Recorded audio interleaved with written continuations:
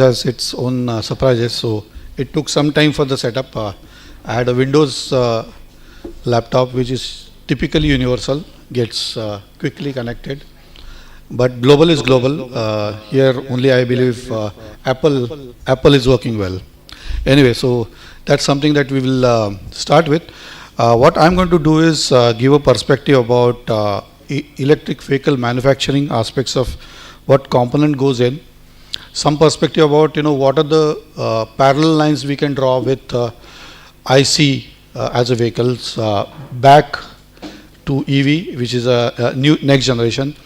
So we'll draw those lines where commonality is existing, and some commonality which was leveraged, not leveraged, maybe 6-7 years back, and some degree of compromise or fast tracking that has happened for complete product development, R&D to manufacturing process in the industry, eventually resulting into some setbacks in the industry, and hence a certain legal perspective got tighter, and you would see those coming into picture. Slide changer, I guess. Hi. Slide? No, it's okay. It's fine. All right. So we will take those perspective. We'll lay down in the beginning the whole ecosystem, right? Electric vehicle, as such, when we look at it reducing components from IC engine-based vehicles from 2000, say, to 600, 700, is it so simplified? Is a perspective. The whole manufacturing gets very simplified. Was the nuances that we started with, and there was a notion that we will, in Indian context, we'll import those assemblies, sub-assemblies, get them together. I will not call it integrated. I will not call it tested, and then go to market, where EV was something which was definitely flying on the horizon, and everybody was eager. Market was supposed to be kind of ready with innovators to start buying those products and experimenting with those. It did happen on the two-wheelers, three-wheelers more, not much on the four-wheeler side. Four-wheeler side, it took good amount of time. If we go back to the genesis, it was Reva, which was a first four-wheeler that you would find in Indian context that got built, delivered, and it actually served the purpose, coming at 4.5 lakhs rupees in Indian context. When it was taken over by Mahindra and Mahindra, and we were waiting for the next gen to come, so in the form of E2O, it took them 7 to 8 years. And still, if you look at the sweet spot for a vehicle which is affordable at 3.5 lakhs rupees, 4 lakh rupees, I think there is still a struggle there. So whatever got delivered at 4.5 lakh rupees that time was a solution, partial solution. But eventually, if you see, then there was a lull on four-wheeler side. There was a lull. There is a question to be debated about whether electric vehicle is really in the green state or not. We will go in. Will not go into that. There are some slides that I have about cradle to grave analysis about how it generates whatever carbon footprint or greenness in the process. We'll not go into the details. So these are the perspectives. We'll get in more details in the slider. Couple of slides about me and this. So thanks to you and Efficient Manufacturing for this honor, for being present in front of you to share my thoughts. Whatever I have collated, I have experienced out of interaction with various OEMs, various small and medium scales, and the challenge that they have about various individuals to start their businesses and stabilize them. I had this is my career graph. I had been part of Tata 3 times, was part of Tata Motors ERC, was part of Tata Technologies, definitely, when it actually got germinated that point in time. I was part of TCS, actually heading manufacturing excellence, and digital has been something that I have been very close. So it was about 15 years back, the manufacturing excellence as a topic for TCS was carved out and presented at that point in time. I am also helping out a global analyst firm parallel to Gartner and Forrester. ESG is the name of the company, and being a senior analyst on that to write my perspective about digital as a space. So tables have got reversed. When I was in TCS, I was actually presenting for the new things that are coming on the horizon to the analysts, and now I am seeing those 40-45 CXOs presenting their perspective of what their companies will be doing, the Accentures and McKinseys of that sort. So got a good kind of a perspective about manufacturing excellence, industry 4.0, smart manufacturing, IIoT. I'm helping small and medium businesses for last around 7 to 10 years to help them to succeed more, to be more efficient, and most of them are manufacturers. So a manufacturer that I have helped is to grow itself from X to 3X in its top line in last 3 to 4 years before pandemic. Certain things that I would like to, so this is the example of being lead analyst for IISG. You can just check whether technology work, whether this scans, and you get to see my perspective. If you want to just scan this out in your camera, check it out, whether it works for you. This is a perspective presented around 1 year back, which has got all the nuances about what digital framework is providing and how it takes us in the world. This year I'll be setting the perspective for the next year moving forward.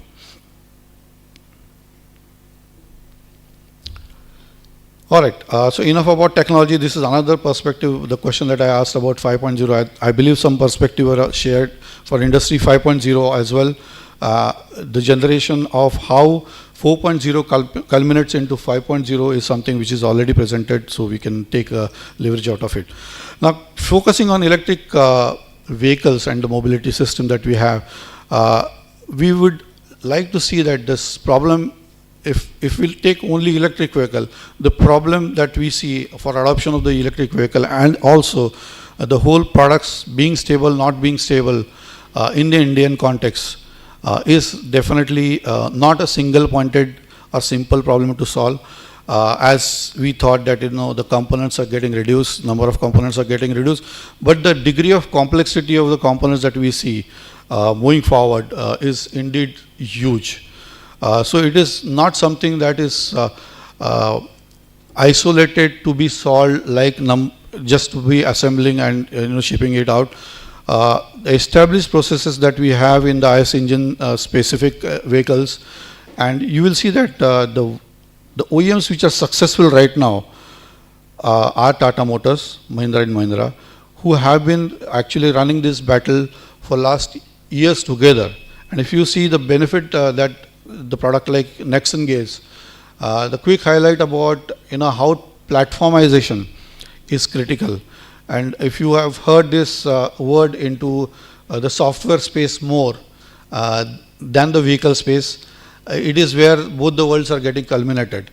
The next generation electric vehicle has got a lot of integrated systems, lot of embedded system, a good amount of software that gets into all the subcomponents that you will see in the form of battery management system, controller management system. All this has to work in integrated way, and then that is something that has to actually work in the production. It has to be tested, and eventually that the product has to run well. If you see Nexon as an example, if we take in Indian context, I feel proud that was always a part of Tata Motors and have seen those product struggling and being successful. I see that this is a great success that we need to celebrate, though it is a monopoly that Tata Motors has built right now, but they had ahead of the curve. If you ask in manufacturing parlance, what is that they made a difference in? One is that the platform which was successful in production, very successful as a Nexon vehicle in ICE, was reused, was standardized. So exit point for electric vehicle or decision making for electric vehicle is where you will see that the electric kit is getting connected as the vehicle deviates from the ICE line in the conveyor belt towards getting that created. The whole electric vehicle kit was outsourced. It was actually outsourced to the Tata companies only. It was a Tata company only. Electra Drive was the name of the company, and Ratan Tata invested onto that, and eventually that grew further. You'll see that the whole quality of the electric vehicle kit is key to success, where it gets directly integrated in the conveyor belt. So those perspectives are critical, and I would strongly say that those are the success stories that we need to actually look at when we talk about manufacturing as such. If we look at the phase-wise, the way that it actually goes, now this is example of how aspect of battery manufacturing to be actually, if you want to actually look at a simple problem that needs to be solved, it's not a simple problem. Talking about battery to be standardized across various vehicles and battery swapping to be actually incorporated in electric vehicle parlance. You have something that is your own battery, you have only, and you are actually proposing for something that will actually get standardized across various OEMs. So this is a bigger problem to solve. If you see Piaggio for 3-wheelers have already got battery swapping mechanism. They worked with Sun Mobility, and that was successful in a couple of states, but it is not further successful. What I'm trying to bring out is a huge problem that we have across components as standard as I will not get into the details of R&D going in a battery system, but those components like battery cannot be standardized, though the connector could be standardized, though the chargers could be standardized, and this actually results into, if you want to actually incorporate it at the end of the cycle where you want to actually get it swappable, then you have to actually track back the whole manufacturing process to get it changed, incorporated in the design phase itself, where you have those aspects that you need to take into account. Taking further, what are those aspects that we need to consider if at all we talk about certain degrees of components that are there. So batteries, it has been always talked about batteries where the challenge lies. Motors is something which has got standardized. Batteries is indeed very, very unique for any vehicle that you are trying to develop. And talk about the raw materials not being available, not to that level. Fires happening for battery eventually results into impact that you need to actually alter the manufacturing process. Around 1.5 years back, due to fire instances, the standards for manufacturing got actually altered for batteries, delaying the whole program, say for Mahindra & Mahindra, I know for Tata Motors, by around 6 months. So any incorporation of a new standard for safety for some component like battery derailed the whole program launches by around 6 months minimum. Material shortage has been talked about, eventually resulting into, say for battery, you need to have sodium-based batteries. Now, are they actually stable? Yes, they are stable for fire. Are they actually manufacturable, and do they have that kind of power density that we need for vehicles for the weight ratio that we have? Still under discussion and question. So those perspective, whenever we change any chemical composition or composition of a battery like a component, the whole manufacturing process is going to be changed, as well the validation process will get changed further. Cost is an element which actually gets debated about. Government gives some kind of aid, but manufacturing wise, though you get help by money, your technology, how you manufacture it across the value chain, the way that you get the inspections into place, the way that software integration happens, the way that you test those systems, getting those use cases upfront. We heard about visual inspection. So all elements of Industry 4.0, all technologies that you have about Industry 4.0, mapping that back to your manufacturing system. So, in a nutshell, if you step back, we already have ICE engines based manufacturing system established, very well running. You have Industry 4.0 and IIoT like elements where you enable it to be further more efficient, better, giving more results, reducing the cost, improving the efficiencies. All those KPIs are in place. Now you are adding simplicity / complexity of making it simple, by number of parts that you have, rather than 2000, replace it with 700 parts, but extremely, maybe 100 times complex systems, subsystems, which actually, if you even think about a gearbox for that matter, a simple drivetrain that you have for the car, it gets replaced by what you have as a battery management system, motor controller, the whole behavior that you want as an experience from that vehicle, right from the acceleration, the torque conversion, is you are expecting it out of those systems, and those systems have to be programmed, tested, and eventually validated for that kind of a performance that you need to have. So it's definitely a complex beast to have, and I think world is clearly showing about what competencies it requires. It definitely requires high-end competencies which are critical for being successful digitally. I think we quickly talked about platform. So platform definitely is a key to success, and we highlighted Nexon as one of the examples there. We have battery management system. Those aspects of manufacturing that could be outsourced to the OEMs which manufacture batteries, similar for motor controller. Then you have other sets of complexities involving inverters, converters, integrated power converters, onboard charging. Now these are elements actually going inside your vehicle and makes your life more and more complex as we go further. We talked about EV kit as such, which actually consists of things that you fit only as a part of making your vehicle EV, and then that's where either you outsource those elements as far as the quality is concerned to the vendor that you got, to make sure that whatever components that you got or subcomponents you got have the kind of quality and performance criteria already satisfied, so that you are onboarding them directly in your line. So typically, if you see, still we are struggling with the overall turnaround time. I'm highlighting more of the issues that we have for manufacturing. 24 to 30 months is the cycle time that we are talking about.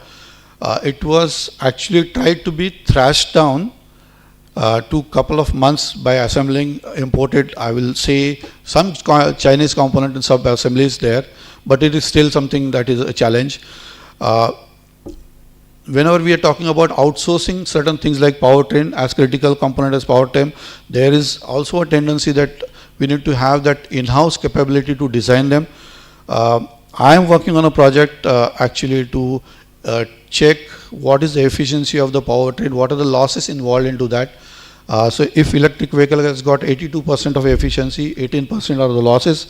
So what are the individual constituents contributing to each losses? What is the sensitivity of each parameter? Now this could be vibration, it could be friction, it could be inertial, it could be misalignments that you have. So out of 82%, now ICE vehicle had been around 33% efficient. We are moving to a very, very efficient machine here, but still we are lost, in loss for those 18%. Can we reclaim those? Is the research that I am doing as my part of thesis, working closely with a couple of OEMs, and I will be interested to talk to you also how that actually works, and if at all we are out of 18% able to reduce 1% to make it 17% as the losses, whether our range, say 100 kilometers increases to 106, gaining us 6% of benefit directly to the OEM and hence the end users. So that's the kind of impact that it will have. It will also have an impact on manufacturing process, design process, because this work is going on with R&D department, where the complete efficiency of the drivetrain end to end, right from where it gets generated from the battery, translated into electromagnetic efficiencies that you have within the motor, translate itself into a rotational motion into the motor, and eventually through the mechanism to the wheels. Everywhere you will have to actually identify those elements, and that would be the outcome. Cost is element for EV. I think we will leave that debate. You will see that even lithium, if you plot all the graphs for the trains that we have, every year the price is getting slashed by around 22%. So leaving 20% itself, in 5 years you will see that the price will be 1/5. So rather than just questioning ecosystem that we only have problems with electric vehicle, not to be adopted, I think we should focus on the energy density that we get through the lithium-ion battery, and if we want to get the sodium as a solution, whether it makes sense for us that way. Right, 68% of OEMs are definitely looking at having that physical integration and in-house powertrain. And whomever I am actually interacting with in India, they have shown a great interest to build that powertrain which is more stable, integrated, tested in-house with the use cases and test cases built end-to-end to help us. Right, this is a typical week of validation and verification. Highlighting that we cannot do away with this. This is a very core element of any ICE vehicle that you will see, and it goes rigorous validation verification. Is a control point for your manufacturing. And if earlier we have seen some deviations into this, I think ARAI has come very strongly onto this, where this is actually very strongly recommended. And it's a process of learning for new manufacturers. Yes, they were saying that it was a quick kind of win for them, but they have learned it hard way, where this kind of validation, focus on verification validation is extremely critical. And ARAI like entities which are helping, there are huge sets of advanced machinery test rigs which are available and which could be utilized for bettering your performance and ensuring that right upfront when you are manufacturing plus designing, that you get those controls in place. So quality becomes important and testing becomes important as you proceed yourself in the manufacturing value chain. I would just like to highlight another perspective about ICE engines, vehicles versus EVs. Typically, if you see vibrations, right, and we talk about engines having RPM of 3,000, 4,000, 5,000. Sports cars will have 10,000, maybe 15,000 RPM. Firstly, EV have got efficiencies which are 82%. So it's a very efficiently running machine. One, two, that whenever we talk about the RPM of a motor running on board, it's more than 15 to 20,000 RPM, which actually we reduce it, we pass it through gearbox and make it something which will actually be like ICE engine to drive our wheels. Because we want to keep most of the things as is, as were, and then adopt only to those things which will change. The whole aspect of harshness, ride comfort are completely different. If you look at the frequency domain, those have got moved 3 times more frequencies.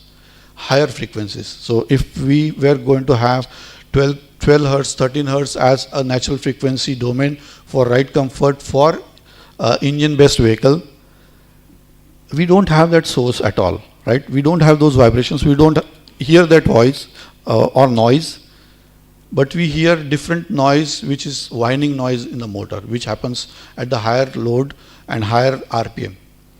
Those are the elements actually come into picture when you talk about electric vehicle. So the whole paradigm as R&D has got changed, and hence, though it is, we can simply call it a simple machine to manufacture, the complexities are definitely multifold. So it is not only the integration of electronic systems, software systems together, but also looking at those parts which are homologation, supposed to be called as homologation, where the whole vehicle gets passed through all these tests to be called as manufacturer okay for consumption by the end users is critical, right? These are some perspective further for validation. Platform is a key to resolve. I believe that this has to be actually standardized across OEMs, and I see even Tata HATKE as a platform which is could be taken an example, where so many of the products punch, new vehicles are getting created, and if you can see that anything which is standardized, accepted and proven a vehicle or the model which is running in the reality, the whole cycle will get reduced by 1/3 or 1/4. if you have a platform, because 70% of the things will remain the same. You don't need to reinvent the wheel. Remaining 30% is where you validate. Once the platform gets validated for the deviations that you have specific to the model, only those changes have to be validated. And that becomes an incremental process. So if you see conventionally in software development, they say about agile, agile way of working, where you cut the cycles to limit the kind of risk. I believe that this is coming into, this is called as agile manufacturing. This is coming into manufacturing in a big way and has to be adopted. Some highlight about where nuances of latest of the digital technology will come into picture in the form of drones, analytics, blockchain.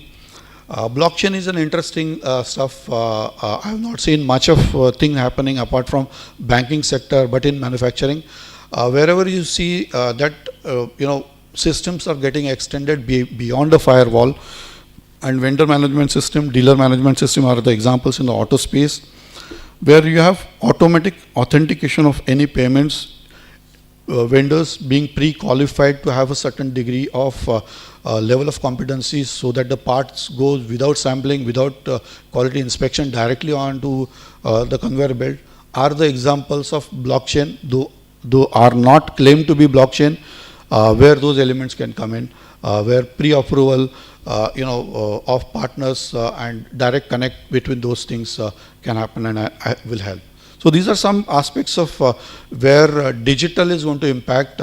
In fact, it has already been there, and that's what's the question that I asked about certain things which are agnostic to any kind of manufacturing should be existing for electric vehicle. Also, with the flavor that the complexity that we have has to be addressed in this perspective. One example of battery swapping ecosystem, where not only that you need to have the alignment of the battery manufacturers about the standardization in their manufacturing process, but how that actually impacts you as an OEM to better you in the way that you are handling it upfront in the form of the way that you design and manufacture your own vehicle. Another example where 3D printing is a dimension that is taking popularity. This is a Chinese example, and we would see our own examples in auto. I'm working with a dental parallel, and they are printing heart also for that matter. But in reality, I'm working with a 3D printing company which is working in dental space. To create all the parts that you require for dental purposes. Cars, if you see now, this is the turnaround time for each of these component, and we need not standardize this, but we have to have it for our own vehicle, how the 3D printing will work and can be adopted. So in a nutshell, definitely the whole experience that we have for ICE vehicles have to be leveraged. There was a dream that we had that you can, we don't need to be understanding the auto principles, fundamentals, and kind of fast track ourselves. I think lessons learned, we should actually bring those back and be strong. Start sourcing, create those vendor environment in which you have pre-qualified perspective, and outsourcing also, and insourcing. So wherever you think that this is a competency that you need to have, make sure that you have it, and for that, whatever design tools that we need to have, testing tools that we need to have, so that manufacturing is an outcome, right? I mean, manufacturing is the same. Manufacturing is the same for years together, but are we making our product more intelligent and capable? By that is a key to success. I think tighter integration and in-house capabilities for manufacturing is definitely a key. So I think a great horizon for us, I believe with Tata Motors and Mahindra, seeing the headway creating that monopoly, we feel proud. But again, we have to be wary of the outside competitors also coming in, and we should always create a curve where we are ahead of them 6 months to 1 year. With that notion, I will stop here. Any questions? I'll be open. Yeah. The government to address the challenges that you've spoken about, especially regarding sourcing of rare earth metals, or in terms of localizing or enhancing capabilities or giving incentives. So do you think we need some of those policy interventions? Okay, it's a big question. I think it touches the chart that I had about the whole challenges that you see in the ecosystem for electric vehicle itself, whether existing, not existing, whether we should actually short circuit it. So I'll try to restrict it with the manufacturing perspective, right? Answer is yes. We need to have those governances. The question is why? Yeah. And if you see, again, this is a little bit of a political answer, because okay, let me give my heart to you. That I'm not seeing the kind of drive that we need to have for adoption and the kind of encouragement. This is my personal view, nothing political about it. I'm not seeing it for 3 years. I've been closely watching this market. I've been closely watching the adoption. I've been closely watching the retrofitting aspects also, where you have 100 vehicles which have to be converted. We are talking about 80+% to be converted into electric vehicles, and we can convert 80 of them by replacing those components with electric vehicle kits. Is it cost effective? Yes. If at all we take two-wheeler example, it is costing 40,000 rupees. If you save 3 rupees per day, run it for 60 odd kilometers in a day, 1 year you will get 38,000 back. Is there any guidance? Is there any encouragement for that? I would say no. Each vehicle, and he is witness to that, but each product that you have, each variant of the product, to have that kit to be approved by ARAI is around 50 to 60. Not ARAI, but any kind of qualifying agency is around 50 to 60 lakhs of rupees. Okay. So it's absolutely deterrent. The kind of support that we had for production incentivization has kind of depleted at state, central level also. You will see the benefits that we have in the form of FAME policy. March, those who got ended, exactly. They have not extended. Exactly. So I don't understand. I have the same question, why and where government is either, they're talking about hydrogen, they're talking about alternates like sodium. Yeah. I mean, is it there? Is it really? We talked about some kind of source found, right, for lithium. Yes. Is it only the source found, or is it something that is processed and then you get the rare earth available with us? How many years that it takes? 4 or 5 years? Has anybody answered that question? So I think I resonate with you for the question. There have to be stricter regulations. But then, stepping back and talking about the corporate perspective about if Nexon is successful, right? And I've been taking that name a couple of times.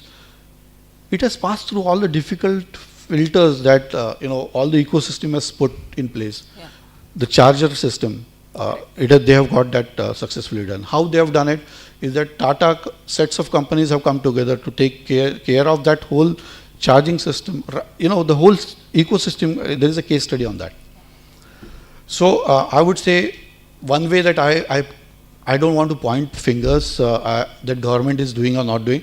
Let them be whatever doing. So battery swapping has been around, which will solve the problem of range anxiety, everything. The whole, if at all you take the electric vehicle as such, the 40% cost is battery. Is battery, correct. Right? Yeah. So if I am buying it rather than 100 rupees, and we talk about cost of the vehicle and adoption and user, and if I get the same vehicle at 60 rupees, 40 rupees I don't have to worry about. I don't have to worry about the complete battery cycle at all. Charging, discharging, 4C, 5C, heat, fire, nothing. I have to, even talking about, how we recycle battery is not my ballgame. Yeah. It's such a clean solution, but is it been adopted in the last 4 years? No. So that's my, with so many questions that I'm answering your question. It's a good question. I am striving to get some answers. Thank you. And if you ask me if I have to be part of that, whoever is making policy as a panel, I am also trying to figure that out, is who's making those calls. So if that answers it well, I think. Right. Thank you so much, sir. Thank you. Thanks, Shirish. Yeah. Being you as a subject matter expert, I have few queries to you. Yes. One thing is government has introduced FAME and PLI scheme, right? PLI scheme has not become very popular. Even the big players, manufacturers, is opted out of it. And small players are not the part of that game. What is your take on this? Why it is so? Government has formed some policy without consulting the stakeholders, industry, or what? What is the reason to it? Okay, quick answer to that is there is this disconnect between the policies. Agree. Absolute disconnect. I mean, right from the word go to what we see, not only for OEMs, so battery standardization, you see that example, production related linked, whether that money has reached the individuals, OEMs is a question to be answered. There were huge amount of numbers of vehicles which are manufactured with the anticipation that the FAME policy will get extended. If you see before March, there was a slash down for prices, and they talked about that government is encouraging reduction of prices. It was not like that. It was the OEMs getting forced to get rid of the inventory. Otherwise, they would have made double losses. One is that they would have not got that FAME benefit, and they've reduced it to so much amount that they were actually selling in losses. So if you see, I can give you one perspective of one of the OEMs that I have heard, Bajaj I have heard, that, and the second point I will answer you how we can get it there. He is saying that I will keep on producing 90% of the ICE vehicles. I'll pay, I understand the benefits of electric vehicle ecosystem. I'll produce 10% of them, which are EV. And nobody can mandate me, more or less. That's a clear stand taken by a OEM. Okay, now how does it work actually?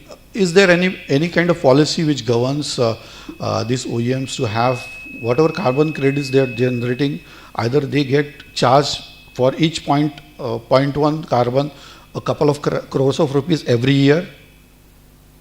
So whenever they reduce that footprint by being green, either in-house and generating products which are green enabled, so that 100 crores get reduced by 80 crores to 80 crores, so they get benefit of 20 crores there. Is there any policy like that? There is none. It's existing in Europe and US. So answer to your question is, I mean, we have to hit the nail in the root where it matters.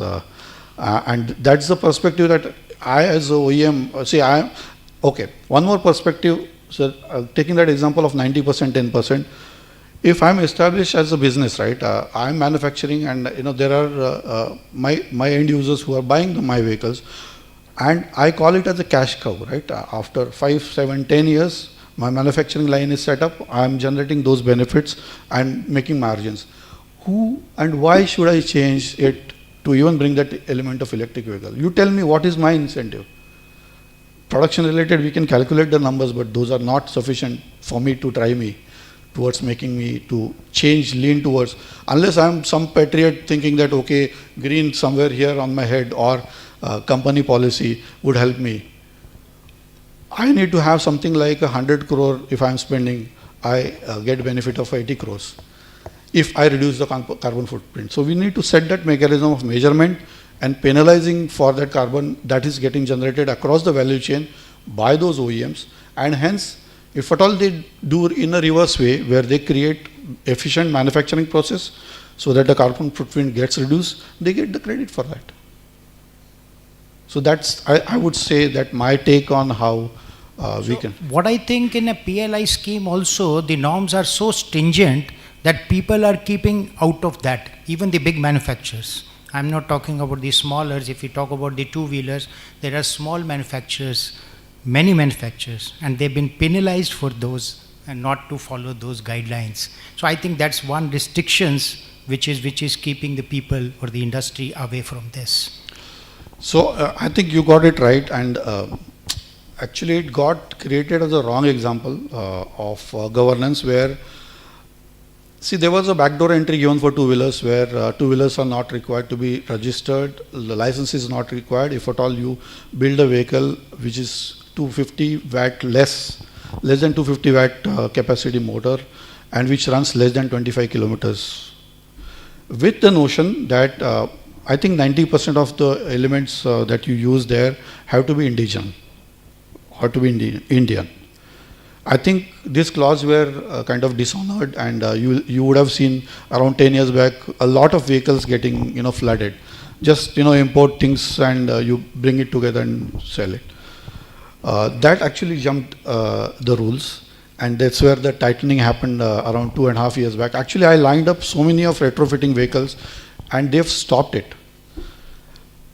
So it is, I find somewhere the control has to be there, respect has to be there for the system. But whether it is helping the electric vehicle adoption, answer is no. So who is to blame / struggle there?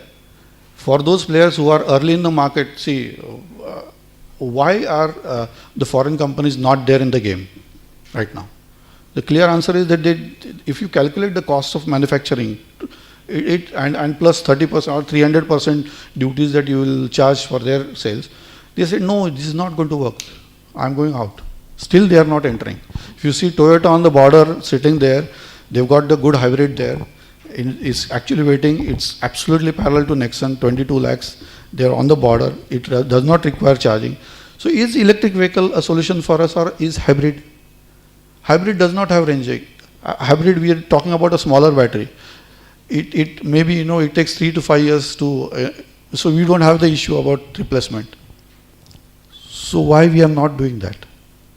Is anybody promoting hybrid as a topic against electric vehicles? No, we are blinded. We are just following EVs. So I think it's a complex. Great. Thank you. Thank you to share your insights of this. Yes, she has one. So that was something which I was also about to come up with. But as far to just add up to your discussions, I think the non-syncing between the central government and the state government has been playing a major role in ensuring or not ensuring that the incentives reach the end consumer, be it the manufacturer or the end consumer.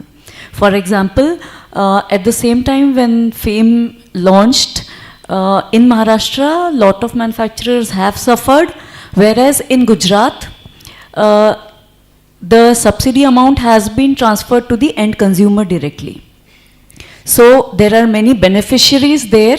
So I think the sync and probably the openness of state governments to adopt and discuss with the central governments to implement, to define and implement policies comes in the way, is what is my opinion on this. I might be right, I might be wrong, I don't know. Yeah, I think anybody who is working on those policy making, they should be the one. We sit between the governments also first, along with the industry. Industry comes second. Yeah. There is a sync problem with the state government and the central government while formulating the policy on this. Yeah, this is what I'm saying, and industry participation is must there. Yeah. I couldn't agree more with sir. So my question to you is, when you spoke about measurement of the carbon footprints. So now we are talking about EVs, ICE versus EVs. Now, have we defined any parameters to measure in tangible forms what is the carbon footprint that we are going to leave in manufacturing of the EVs? Number one, have we defined these parameters? Second, should we be doing that before we start the manufacturing? I mean, in my opinion, that would make some sense, but I would like to know your views also on this. Okay. Is there any standard? Answer is no, there is no standard. Is there any kind of definition that you will see of how much footprint that ICE manufacturing creates versus electric vehicle creates conventionally? There are good amount of research papers on it, and that ends the debate between whether we want to adopt EV against ICE, whether it is around 2.5 years that you need to actually run the ICE vehicle, run the electric vehicle, where you have the tipping point of your generation of carbon footprint becomes lesser. But 2.5 years you have to be in the game for the vehicle. So it is an analysis where both for say ICE engine, you will have the engine components getting made, plus also the fuel coming and excavated and processed to become a petrol to be consumed at the petrol tank, and hence consumed throughout the life cycle, and hence the whole vehicle getting out of life. That's one scenario. The second scenario is talking about electric, so making of the electric vehicle, battery management system, all these harnesses, electronic systems together, generating some X amount of carbon footprint to make it, plus you have electricity getting manufactured, right? What is that you're using for electricity? Something that you're using. Now, Absolutely. right? Solar could be 23% efficient. Are you sourcing it? Is that sufficient? Wind energy, wow, great. How much energy, efficiency it has? Maybe 13%. If we take, the nuclear power, it could be around 34%. And it is all carbon, right? So adding it together to eventually get it there, and then the whole element of recycling and end of life for the vehicle.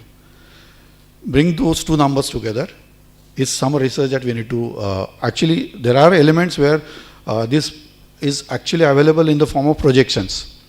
So if we calculate this for a particular vehicle, around 2.5 years of running of electric vehicle tips it over. So it is not a green kind of a case for electric vehicle. As far as carbon footprint is concerned, we cannot take it blind, no. Absolutely. And then to add to it, I mean, I agree to what you said.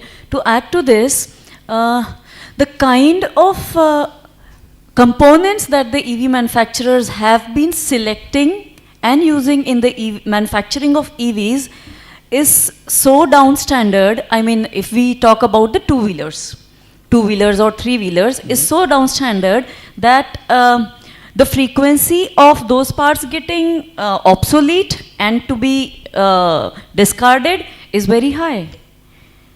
I mean, if there is a three-wheeler where a local manufacturer has manufactured it, say somewhere in Gurgaon or maybe Maharashtra also, the kind of the parts, the body parts that they have been using and the other different parts to minimize their cost of production is leading towards a high frequency in discarding of those parts, and again that goes in the environment. So you're right. If we see the OEMs and the controlling agencies which actually come into picture for establishing the manufacturing process, and that's where those elements have to be coming also in the frameworks that we saw for 4.0. In fact, I'll answer it in this way. 5.0 as a framework has got three elements. One is that we talk about too much of automation, everything getting automated. So there is a concept, extremity of that is where you will start seeing dark factories, like 24/7, 365 days, everything will work, right? So do we want to eliminate human factor is a question that we had when we started automation. Now the question is coming whether and where we want to use the manpower. So 5.0 shows reintroduction of manpower in the form of control, abilities, the tacit knowledge that an individual has. You still have those individuals who actually touch the engine and say that there is some problem with that engine, so you don't require testing for that. So that element is coming back in the form of control. So that is one pillar. Second pillar is sustainability. So what we are talking about is the carbon footprint or greenness of your manufacturing process, your product. Because what we are trying to do in either 4.0 or further is to bring that efficiency together with the notion of carbon footprint from the cradle, from the cradle to grave. Absolutely. So that element of introduction. So that's where I am going out and out to get 5.0 adopted, awareness created across to get adopted by industry. So 5.0 will get that sustainability element into place.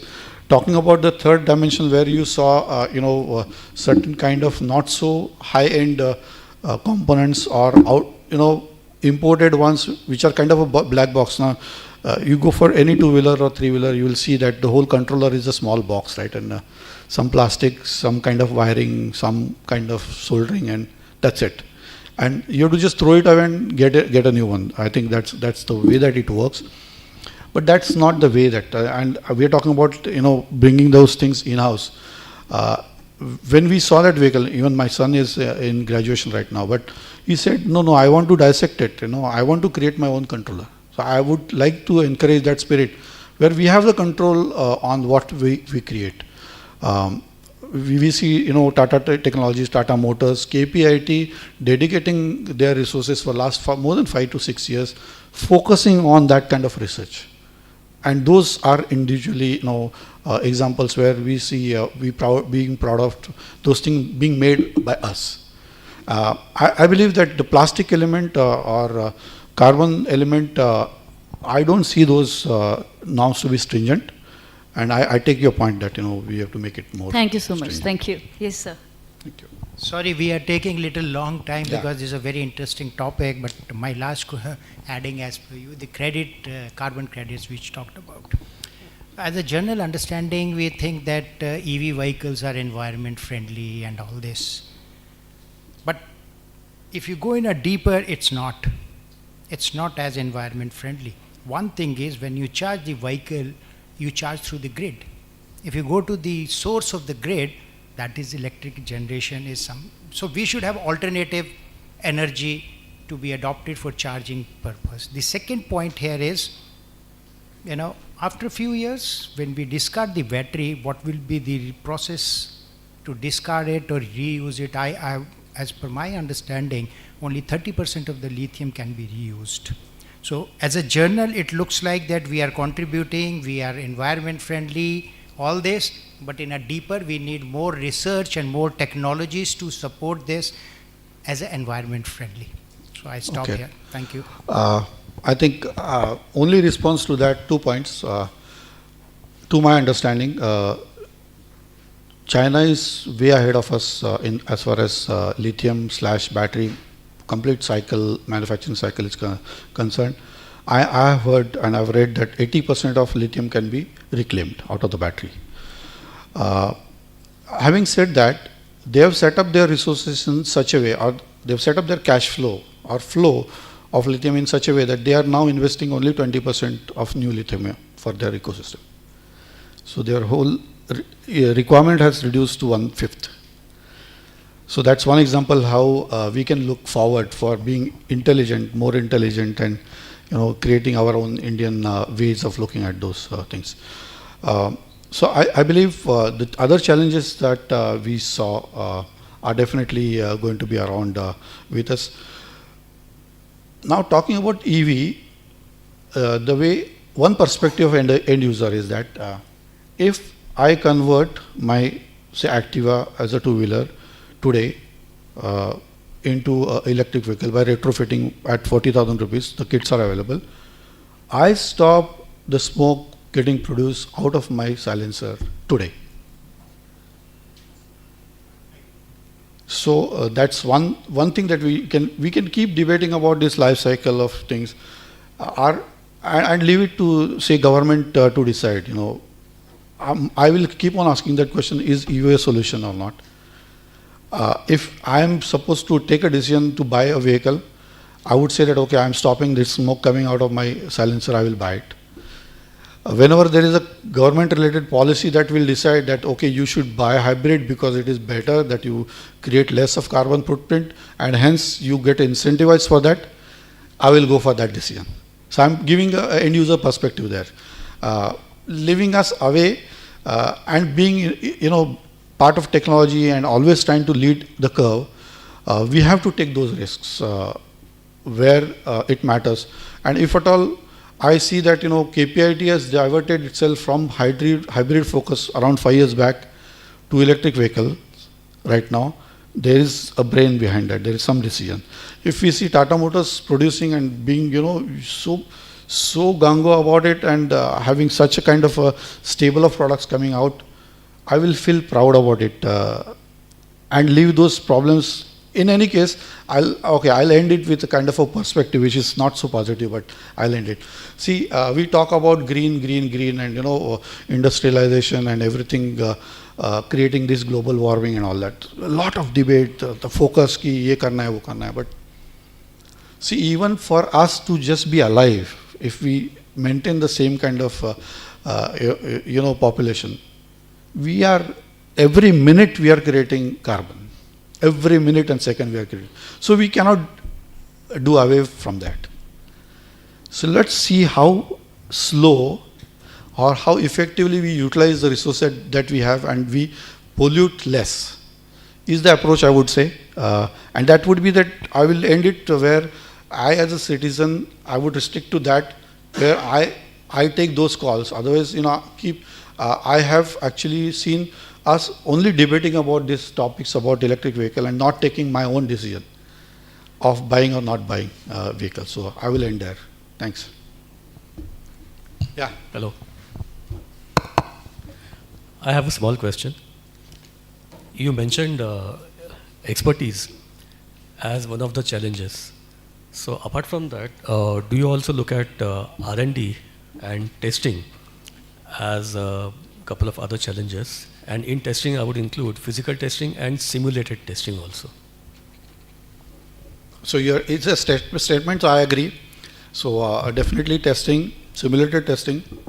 I'll give you some perspective about that. And talking about India, do you look at the R&D setups or facilities? Indica. No. India. R&D, research and development, and testing as challenges for the EV industry? I would say there are two views. It's complex, but if you see that we have facilities which are the state-of-the-art facilities, each one costing couple of crores of rupees for testing of motors, battery, charging, discharging cycles, the whole kit together. Being closely watching that, and if you see, ARA has got such, world-class kind of setups, though they cost huge per day, per test. We are there. There is no question about challenge as far as technology is concerned.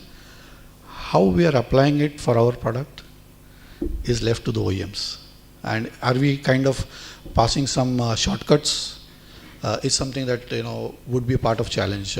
But I think you take any OEMs that we have, huge sets of test facilities, R&D, knowing about this aspect, and I'm closely working for further improvement, right? I'm talking about that 18% still to be reduced, and it is getting encouraged. So I believe we are not stopping at 82% efficiencies, but growing it maybe to 90% if that gives us more efficiencies there.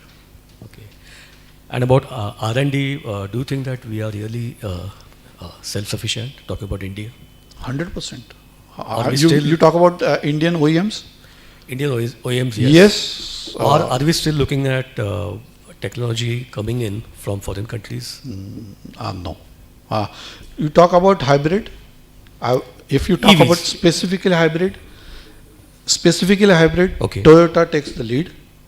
And if you see that Maruti has already collaborated with them and bringing out a vehicle which is white label, where technology is there. So if we say Maruti, the technology has come to us through Toyota.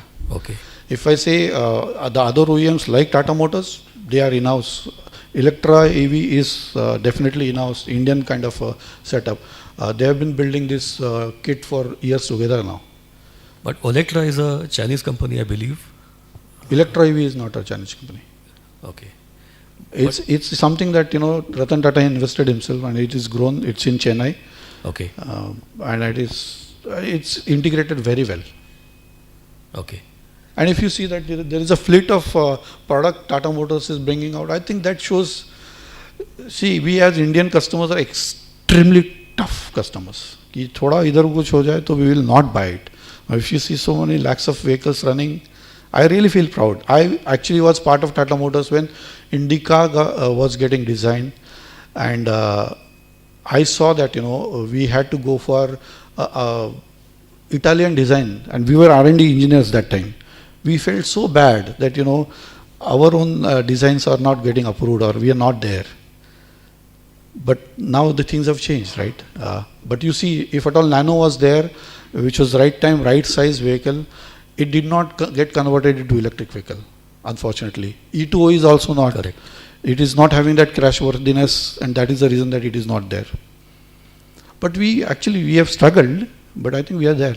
I don't think we have to depend. Apart from somebody who is, see, hybrid vehicle, Toyota Prius, 25 years they have launched it. It's there in the US. I sat personally into a General Motor vehicle. When I was seeing how it switches between electric vehicle to ICE vehicle, the simulation was on the board. I was testing that vehicle. So 25 years back it has been there. So there is nothing like we don't have it here.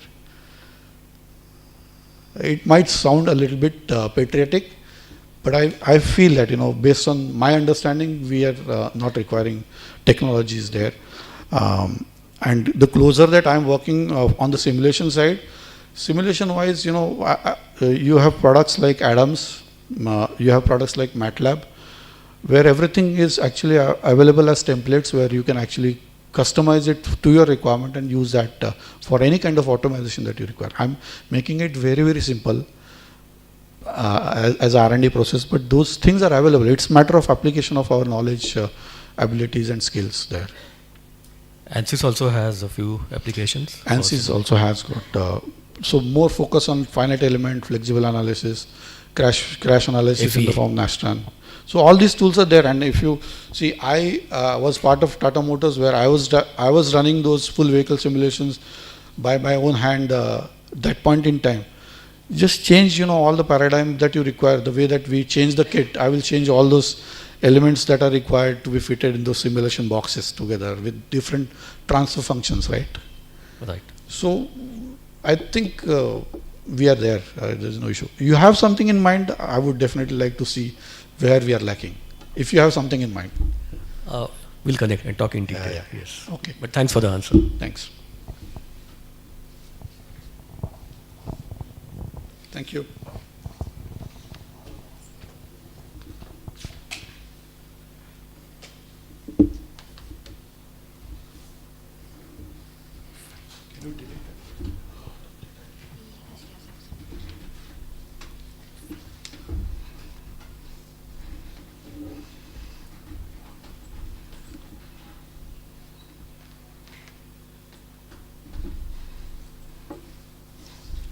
Thank you so much, Mr. Kulkarni. It was truly an interesting and an enlightening session. Now I would like to invite Mr. Arun Bharadwaj to come on the stage and felicitate Mr. Kulkarni.